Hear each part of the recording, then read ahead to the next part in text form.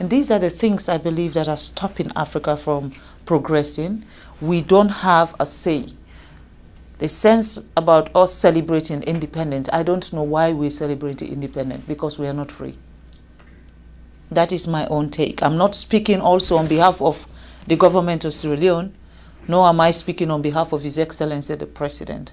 I am speaking as Fatima, as a citizen of a country who believes that things need to change.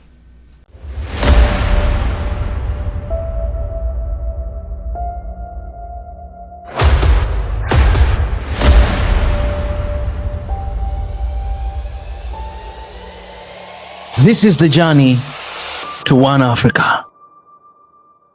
I'd like to pick up one of the threads you've just mentioned, which is a functioning social contract.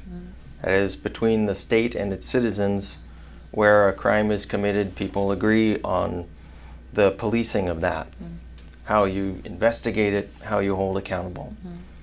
One of the most fundamental corruptions of the social contract in human history is colonialism. Yeah. And it's that mechanism that some states have used to extract resources from other places, such as Sierra Leone. That deprives countries of the resources they need for government services, for education, for health. So I was hoping you could reflect a little bit on what those forces have done to Sierra Leone and what kind of accountability we might be able to think about, just to imagine a way forward from where we've begun now. When you look at what Sierra Leone have to offer, when it comes to our mineral resources, the kind of mineral resources we have in our country is enough to take care of everybody in that country. We should not have a single poor person in Sierra Leone. But unfortunately, we are not given the free will to make decisions on our own mineral resources. There's always Big Brother who decides.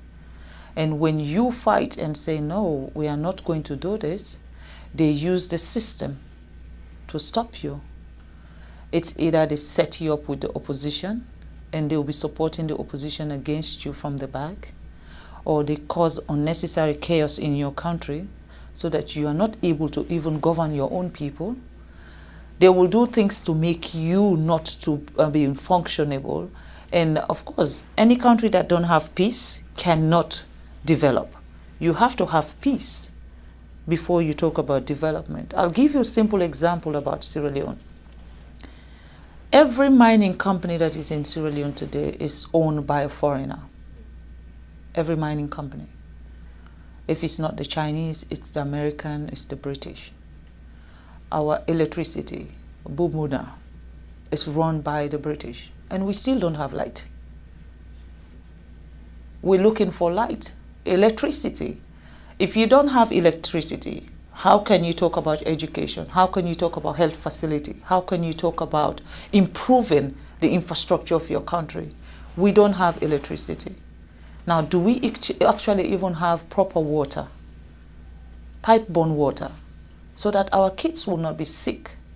We don't have those facilities. Why? With all the minerals we have, there is a cap you put. Before my husband became the president of Sierra Leone was benefiting, they said, what's the word? 0.000.1%. What is that? Basically, a company can take as much as $100 million out of the country in terms of minerals, and then they can just give the country $10,000. Now, what will $10,000 do for our health system? What is $10,000 do for our educational system? And these are the things I believe that are stopping Africa from progressing. We don't have a say. The sense about us celebrating independence, I don't know why we celebrate independence, because we are not free. That is my own take. I'm not speaking also on behalf of the government of Sierra Leone, nor am I speaking on behalf of His Excellency the President. I am speaking as Fatima, as a citizen of a country who believes that things need to change. I join you in that sense. I'm Jesse, I'm a person. Fatima is a person. We agree, I see you. I value your perspective and I want to find a way forward. Right? Neither of us likes the status quo. No. We see women and girls being oppressed. We see patriarchy stronger than ever. And we see colonial forces that persist without accountability. So it's one part to elucidate the problems that come from that. The many sequelae of extraction include inadequate remaining resources to develop as a state, to do all the things that people want to do for themselves. Provide education, provide health care. So I wonder, as we think just as two citizens of the world committed to a better humanity, where do we go from here? Do you have any practical ideas about where we might start? Or collective ideas that we might gain support for? I feel Africa, patriotism is very important. You have to love your country to want your country to be a better place. Patriotism, I think we have to have that sense of patriotism in our countries, and our leaders also should be subjected to that. You know, it is not only when you were talking about election and then everybody come out and celebrate, and after election, that's it. Accountability. Who accounts for what is happening? Who is the one who is changing the narrative of what is happening? Like I said, as a First Lady, I am not part of a government system. I am a wife of a president. So when I speak on behalf of the people, because I understand what the people are going through. At the end of the day, I'm not being paid salary, and I cannot be fired either. So that's the advantage. That's the advantage of being a First Lady. But I believe that for Africa, what is happening in Africa today, it needs to change, and it needs to change now. There is no time like now, because for Sierra Leone, we now have a president who believe that we cannot wait for other people to come and develop us. We cannot wait for another country to come and prescribe how our country should be run or what we need in our country. You know, this divide and rule, if you're close to China, we will not come to your country. If you're close to America, we will not come to your country. I mean, the fight that is between England, Europe, America, China, Russia is not a Sierra Leone fight. That's not our problem. We're fighting for our daily bread. We're looking to have education, just like America. We're looking to have good health facility. Just like Europe, we're looking to have governance structure where one single person cannot be the dictator of a nation. That's what we're looking for. And in that process, we're going to be allies to everybody who wants us to grow. But if we now align ourselves with someone, and then this other person now feel offended that, oh, you know, I'm coming from China now. I flew in, I've gone around the world to get to Boston, you know. I went to China and then come here. Before here, I went to England and then flew into America.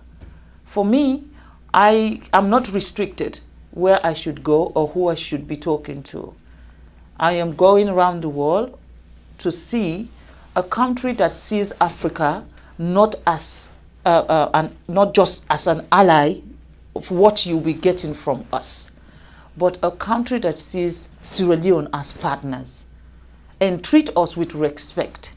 You cannot be coming to our country and take everything that will make us develop, and then you still treat us as inferior people, as if we don't know what we're doing. I think that is wrong.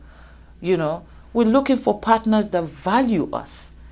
People that will come to our country and say, you know what, this country has suffered enough, they need to grow. We were once the atom of Africa. Every country within sub-Saharan Africa used to come to Sierra Leone for our education. And today, what can we be proud of? We cannot talk about education in Sierra Leone because they've ruined that for us. Everything that has empowered Sierra Leone has been ruined.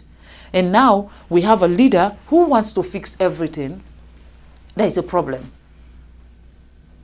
In Africa, you should not have a leader that is assertive, a leader that knows what his people want, a leader that wants to change what is happening. The moment you have that, it's everyone's target. And then they find reason to slow you down, they find reason to stop you, and they use that system of corruption. They use corrupt people, they use negative people, they use unpatriotic citizens to come after a government who is doing what is right for a system.